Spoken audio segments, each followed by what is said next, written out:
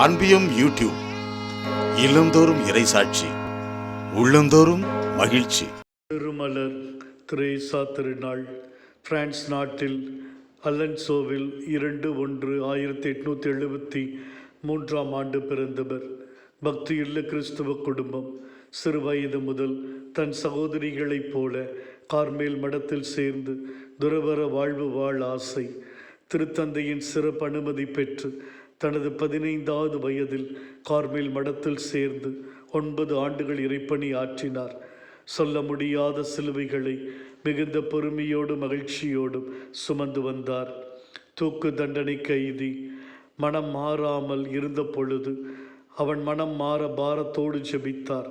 சாகும் பொழுது பாடுபட்ட சுரூபத்தை முத்தி செய்து அக்கைதி தூக்கு தண்டனை ஏற்றார். புனித திரேசா தான் இறக்கும் வரை ஆன்மாக்களை மனம் திருப்புவதற்காக இடைவிடாது ஜெப தவ முயற்சிகளில் தொடர்ந்து ஈடுபட்டு வந்தார். எலும்புருக்கி நோயால் பாதிக்கப்பட்டு தனது 24வது வயதில் விண்ணக வாழ்வை அவர் அடைந்தார்.